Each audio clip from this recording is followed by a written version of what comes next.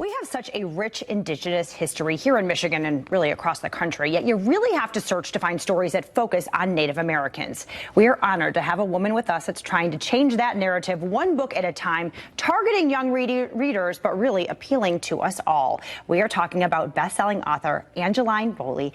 Her first book, Firekeeper's Daughter, internationally acclaimed, soon to be adapted to TV by Netflix. And Warrior Girl Unearthed, her second release, that is set in the same Upper Peninsula community, and another mystery with a very strong female lead. She took her time out of her Michigan book tour to be here on the Morning Mix with us. Welcome, Angeline. Thank you so much for being here. Oh, miigwech for having me. Absolutely. All right. So let's talk about your journey into writing. You know, obviously you pull a lot from your own history, your own life. What did it take to put pen to paper for these? Oh, I had the idea for Firekeeper's Daughter when I was 18. A friend at a nearby school told me about a new boy, thought I might want to meet him. I didn't, but it turned out that he was an undercover police officer as part of a drug investigation. And so that just was like a really great idea of a story. And I didn't start writing till I was 44. 10 years later, I sold the publishing rights in a seven-figure deal. Wow. Pretty amazing stuff. Yeah. What took you so long? And then what was kind of the impetus behind actually starting to write the book? Just that realizing that I could live with failure of writing a really bad, manuscript. I could live with that easier than the regret of never trying. And Yeah, it happened. That's amazing. And then to have the acclaim and to be able to share this story and your culture and tradition, let's talk about what you hope readers pull from what you write. Sure. So Firekeeper's Daughter, I pitched it as Indigenous Nancy Drew meets 21 Jump Street. And it's just full of a lot of teachings about the good things about my community and the ways in which people look out for each other and women supporting other women. Yeah. And my second book I pitched as Indigenous Lara Croft, but instead of raiding tombs, the main character is raiding museums to retrieve stolen ancestors that do not belong in museums. Yeah, and talk a little bit more to that too, because you are really pulling themes that are happening every day across our country and putting them into these stories. I've worked in education my whole career, and I just love the idea that I can reach more people through the pages of a story than I ever could at a policy level. But they're such compelling. Your writing is beautiful. You get drawn in. They really are, and these characters are such powerful women. Let's talk to that too, and how important it is to have this strong female lead. Absolutely. Every tribal community I've ever lived and worked in had just these powerful, strong women that just taught me, leadership and advocating not just for your own kids, but for everybody's kids. And,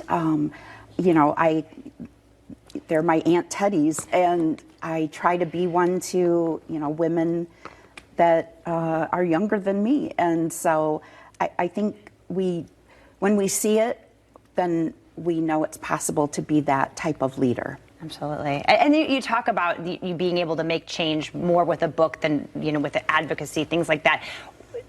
Talk about what kind of reactions you've had with both books, and how have you seen change? Is it doing what you hoped? When people say that this is the first book that they've read, set in Michigan, on a reservation, and the things, even people from Michigan that didn't know contemporary lives of Native Americans in their own state, people that didn't know about the laws requiring institutions to return sacred items and ancestral remains. So just being able to educate people in a way that is nuanced and an interesting story and a little bit of thriller, mystery, romance, all of that. All of the things, yeah. Yes. And as a grown woman, you can relate to these girls and what they're doing, and they're just such wonderful stories. How is your community feeling about all of this when you go back home? Oh, Sault Ste. Marie and Sugar Island, the people have been so overwhelmingly supportive, and I think I did fictionalize the name of my tribe, and I changed some details, creative license, which really is your friend, because people in my community can love the great things about the story but not feel attacked or drawn to the negative aspects that are covered in the books. Yeah, I love that. So what's next? I'm working on my third book and also working on an adaptation for the screen. Yeah, so let's talk about that. Okay, that's President Obama and Michelle Obama, who, I mean, let's talk about that. Well, many projects get optioned, Sure. and few actually make it to the finish line. And so we'll see what happens. We're still in the phase of, seeing what's going to happen. But just the idea of filming in locations in Michigan. When I wrote Firekeeper's Daughter, there's like a fancy fundraising scene, and I always imagined it being filmed in Mount Pleasant at Soaring Eagle Casino at the ballroom there. A critical scene takes place on the Sugar Island Ferry. I don't know how you film it anywhere else but the Sugar Island Ferry. Absolutely. So really, my books are like love letters to Michigan and my favorite places and people.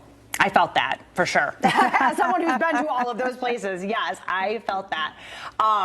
So, yeah, working on your third book, how far? Do we, any hints, any ideas of when it might be out? Spring of next year. Okay, well, fabulous. We have that to look forward to. Yes. And you're headed up north now for more book talks. Yes, I am. So Firekeeper's Daughter was selected as the Great Michigan Read by Michigan Humanities. And so I've been on a tour last fall, and next week I'll be in the Upper Peninsula, just having a great time. My book is the first time they've picked a young adult title, and it's the first time they've picked a book by a Native author. Wow. And the events are just like standing room only. The response has been so wonderful. And so I can't wait to go to the Upper Peninsula and see family and friends and talk about books and why representation in books for children and teens is so important.